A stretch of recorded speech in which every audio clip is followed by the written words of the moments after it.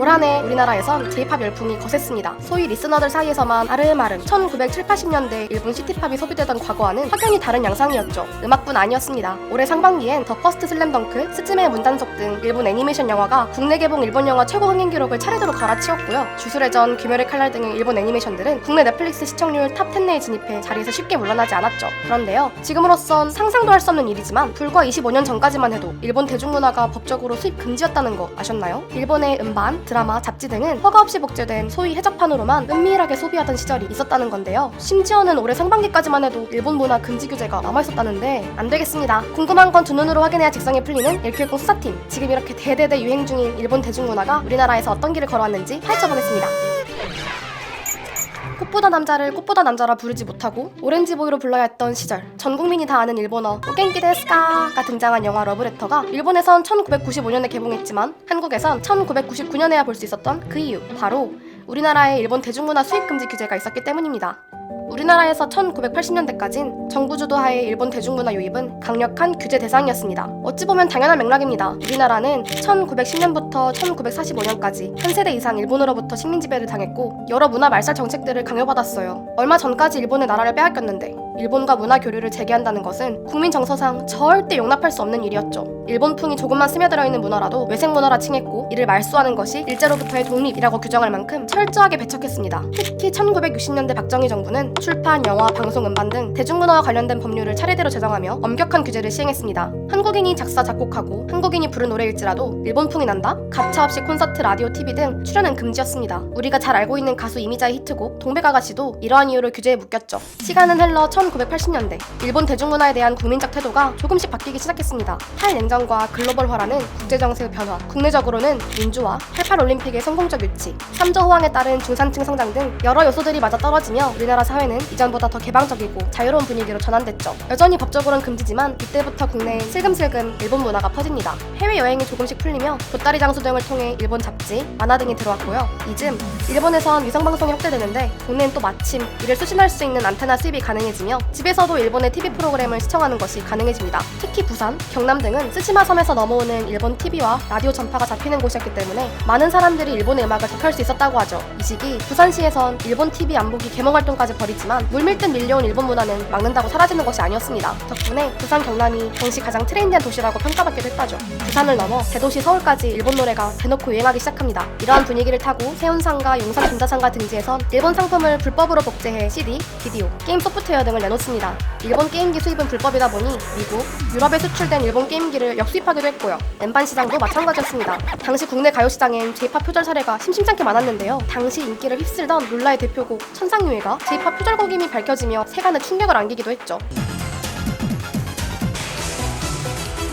이렇게 대중 속 일본 문화 소비는 핫했지만 90년대 중반까지만 해도 일본 드라마, 영화, 가요의 수입은 법적으로 금지였습니다. 오락실에 있는 일제 아케이드판이며 가정용 게임기 역시 모두 불법으로 복제돼 유통되는 것들이었습니다. 극장가에서 일본 영화 상영, 일본 가수가 내한에 일본어로 노래를 부른다? 절대 금지였죠. 아니 그럼 대체 언제부터 우리나라가 일본 대중문화를 정식으로 수입하게 됐냐고요? 지금으로부터 불과 25년 전인 1998년 4월부터 규제가 본격적으로 철폐되기 시작합니다. 이는 지속해서 제기되어 온 일본 대중문화 개방 요구를 수용한 결과이자 1997년 경제위기가 가져온 영향이었습니다. 당시 국제통화기금 IMF가 자동차, TV, 휴대전화 등 일본 제품의 수입 규제 철폐를 요구했고 이를 실행하는 과정에서 대중문화도 개방하지 않을 수 없었거든요. 규제 철폐를 앞둔 김대중 정부는 국내 콘텐츠의 자생력 확보를 위해선 최소한의 유예기간이 반드시 꼭 필요하다는 전제 조건에 따라 일본 대중문화 규제를 4차례씩 점진적으로 완화했습니다. 1998년 10월 20일 김대중 정부는 1차 개방을 시행합니다. 영화, 비디오 시장을 열긴 하는데 4대 국제영화제 수상작에 한해서만 개방했습니다. 대신 일본어판 만화와 잡지는 모두 공식적인 수입과 판매를 허용했습니다. 이미 길거리에 불법으로 복제된 해적판 일본 만화들이 너무 많이 유통되고 있었거든요.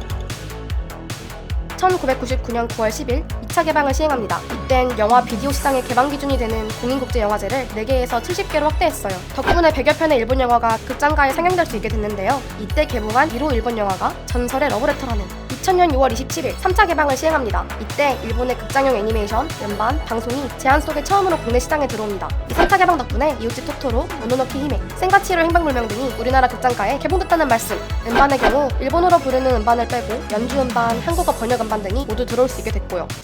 근데 이걸 개방으로 봐야 할까? 처음으로 개방된 방송 분야에선 스포츠와 다큐멘터리, 보도 프로그램의 방송을 허용했습니다. 뿐만 아니라 대중가요 공연은 완전 개방되는 첫 일본 대중문화 분야가 됐습니다. 전국 어디서나 일본 대중가요 공연을 감상할 수 있게 된 거죠. 2004년 1월 1일 마침내 정부는 일본 영화 상영에 대한 모든 규제를 없앴습니다. 인터넷을 통해 사실상 이미 개방된 거나 마찬가지였던 일본어 음반, 게임 소프트 분야도 완전 개방하죠. 이때서야 우리나라 국민들은 합법적으로 레코드점에서 일본어 음반을 살 수 있게 됐습니다. 케이블과 위성TV도 일부 오락 프로를 제외하고는 사실상 전면 개방이 이뤄졌습니다. 당초 개방이 전면 보류됐던 지상파 TV도 교양 프로그램, 국제영화제 수상작과 전체 관람가 영화 중 국내 개봉작 영화에 한해 방송이 허용됐고요. 이 4차 개방을 통해 우린 일본 드라마를 TV에서 볼 수 있게 됐습니다. 규제가 완화되자마자 OCN, MBC 드라마넷 등의 방송사들은 고쿠센, 금성무 주연의 골든불, 도쿄러브 스토리 등을 방영했죠. 이 4단계의 점진적 대중문화 개방으로 우린 국내에서도 일본 대중문화를 자유롭게 소비할 수 있게 됐습니다. 사실 개방 정책들이 시행될 것이라는 이야기가 나올 땐 일본 문화에 의해 국내 문화가 잠식되는 거 아니냐는 걱정들도 많았는데요. 이러한 걱정들이 기우였음을 증명하듯 막상 개방을 진행하니 출판 만화, 애니메이션 같은 일부 시장을 제외하고는 별다른 타격이 없었습니다. 오히려 우리나라의 문화가 한류 열풍을 타고 일본에서 큰 사랑을 받았죠. 그런데요, 사실 많은 사람들이 모르지만 올해에 들어서야 완전히 폐지된 일본 대중문화 규제 분야가 하나 있었어요. 바로 일본 비디오물! 비디오물은 드라마, 예능 프로그램 등 모든 종류의 영상물을 말합니다. 그런데 그동안 우리나라의 OTT나 IPTV에서 방영되어 온 일본의 드라마, 예능 프로그램 등의 비디오물은 정식으로 등급 분류를 받지 못했습니다. 2004년 대중문화 개방 정책 시행 당시 영화는 상영 등급 분류를 거치면 국내 유통되도록 했는데요. 드라마, 예능 프로그램 등의 비디오물은 아예 등급 분류 신청을 받지 않았기 때문이죠. 따라서 이들이 국내 OTT 유통되기 위해선 예능이라 할지라도 심야 시간대 영화관에서 상영한 후 영화로 분류되어야 하는 비효율적인 절차를 거쳤는데요. 하지만 지금은 대 OTT 시대, 넷플릭스, IPTV 등 새로운 플랫폼의 등장 속 영화, 비디오물 간 경계는 무너지는데 우리나라는 여전히 매체별로 차별적인 규제를 적용하고 있으니 글로벌 스탠다드에 맞지 않는다는 비판을 받게 됐습니다. 결국 올해 7월 12일 문체부는 일본 비디오물에 대한 수입 규제를 완전히 폐지했고요. 이로써 일본 대중문화 규제는 사실상 정말 종지부를 찍게 됐죠. 합법적으로 빗장이 열린 지 25년밖에 안 된 일본 대중문화. 짧은 기간이지만 우리나라의 문화 전반에 참 많은 영향을 미쳤습니다. 불법 행위를 감수해서라도 일본 문화에 목말라 하던 한국이 이제는 일본에서 한류 열풍을 일으키는 것을 보면 그 짧은 시간 문화 강국으로 성장한 우리나라가 참 대단하다는 생각이 드네요. 궁금한 건 직접 뛰어들어 파헤치는 1Q 수사팀. 구독, 좋아요 누르시고 다음 영상도 기대해주세요.